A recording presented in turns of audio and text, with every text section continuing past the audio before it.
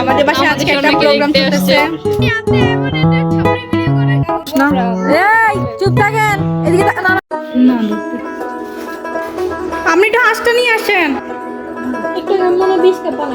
সালামি দিছে মামা। গুড মর্নিং গাইস, ঈদের থার্ড ডে। একটা সকাল দিয়ে শুরু হলো। সকালবেলা তাড়াতাড়ি নাস্তা করে আমি রেডি হচ্ছিলাম, কারণ আজকে বাসায় অনেক বড় একটা প্রোগ্রাম আছে। 4-5টা খালামুনি, ছোট মামা, বড় মামা, তারপর বাড়ির সবাই তো আছেই। সবাইকে একসাথে ইনভাইট করা হয়েছে। সব মিলে প্রায় 50-60 জন মানুষের আসলে অ্যারেঞ্জ করা হয়েছে। এই জন্য আমাদের বাড়িতে জমকালো আয়োজন করা হয়েছে। মজার ব্যাপার হচ্ছে আমরা বাহির থেকে কোনো বাবুর্চি বা কিছু অ্যারেঞ্জ না করে আমি, আম্মু, ভাবি, আমার ফুফুরা ছিলেন, তারা সবাই মিলে আসলে সবকিছু অ্যারেঞ্জ করছিলাম। ভাই আজকে আমাদের বাসায় এত মানুষকে ইনভাইট করা হয়েছে যে আজকে আমি যে দৌড়াদৌড়ি করতেছি এরকম যদি প্রতিদিন করি 1-2-3 কেজি করে কমে যাব। কোনো উপলক্ষ নাই, বাট এমনিতেই হচ্ছে গিয়ে আজকে অনেক গেস্ট ইনভাইট করা হয়েছে আর আমি দৌড়াদৌড়ি করতেছি। ধরো আর কিছু লাগবে না? ওই গিন্নি কোনগুলা 200? আমি কিন্তু দৌড়াদৌড়ির উপরেই আছি। দাঁড়া আমি এক জগ শরবত করে রাখি।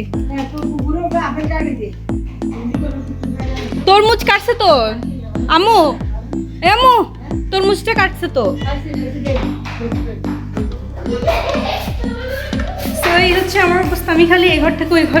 গেস্টরা আমাদের একে একে আসা স্টার্ট করছেন এবং আমি আর আমার ভাবি প্রথমে তাদেরকে শরবত সার্ভ করতেছিলাম আস্তে ধীরে। আমি ওর জন্য একটু চিন্তাই করে আনছি আমি কত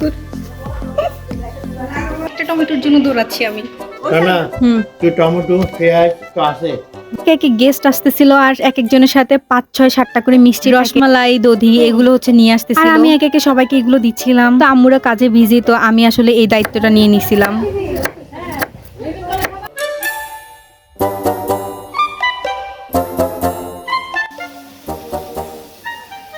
এখানে একটা দুরুস করা হয়েছে গাইজ, যেটা সুন্দর করে সাজায় তোমাদেরকে দেখাবো না।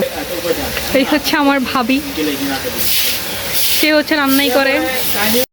দুইটা ঘরের রান্নাঘরে আমাদের সব খাবার দাবার গুলো অ্যারেঞ্জ করা হয়েছে, কারণ যেহেতু এতগুলো মানুষ আসলে 2টা চুলায় কাজ করা যায় না, এই জন্য ফুফুদের মাটির চুলাতে বসে আমাদের রান্না বান্না গুলো সব কমপ্লিট করতে হয়েছে।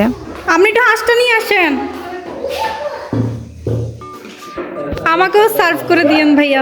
এখানে আমার চাচাতো বোনের হাজবেন্ডকে ইনভাইট করা হয়েছিল স্পেশালি, কারণ ওদের রিসেন্টলি বিয়ে শাদী হয়েছে এবং বিয়ের পর প্রথম ইনভাইট ছিল আমাদের বাসায়। আমার চাচাতো বোন হচ্ছে কি আমার ফ্রেন্ডের মতো, ছোটবেলা থেকে আসলে আমরা একসাথে খেলে দুলে বড় হয়েছি। তো ওর সাথে আমাকে খেতে বসতে হয়েছে, কজ ও আমাকে ছাড়া আবার বসবে না।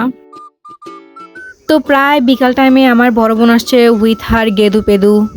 আমাদের বাসায় আজকে একটা প্রোগ্রাম চলতেছে।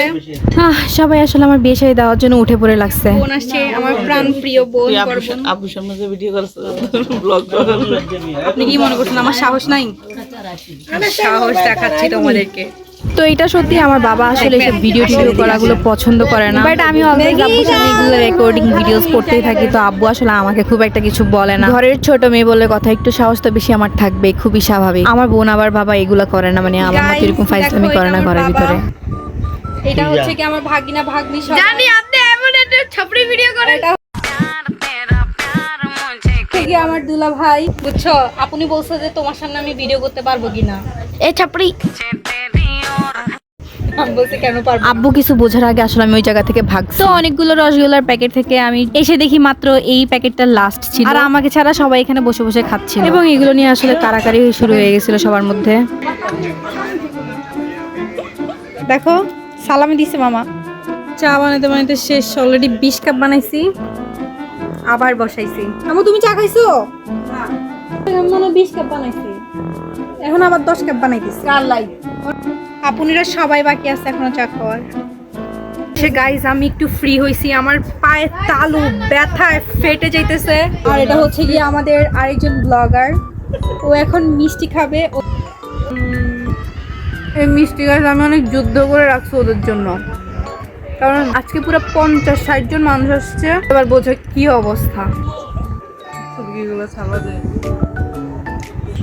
ভাই আমাদেরকে মিষ্টি ডিব্বা সুদ্ধা দিয়ে গেছে গা, তো আমাদেরকে খাইতে বলছে, আমরা শেষ করে ফেলছি একদম।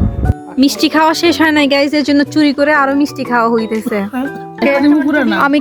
আমাকে খাওয়াই দেওয়া লাগবে না। সবগুলো মিষ্টির মাঝে আসলে গাইস 4-5টা প্যাকেট কিছু মিষ্টি আসছে যেগুলো খুবই মজার ছিল এবং এগুলো আমরা চুরি করে রাখছিলাম আলাদা করে খাওয়ার জন্য। দেখাচ্ছি গাইজ আমি কেমন খাচ্ছি। গতকাল গাইস অনেক বেশি মজা করছিলাম এবং ভাগিনা আমার বড় বোন থাকলে এমনিতেই অনেক বেশি মজা হয়। তো ঈদের পর আসলে সব থেকে বেস্ট দিন গেছিল গাইস। ঝিঝি পোকা রাখতেছে, শুনতে পারতেছো? দেখা হবে গাইস নতুন কোনো ভিডিওতে, নতুন কোনো কিছু নিয়ে। আজকের মতো এখানেই, বাই বাই, আল্লাহ হাফিজ গাইস।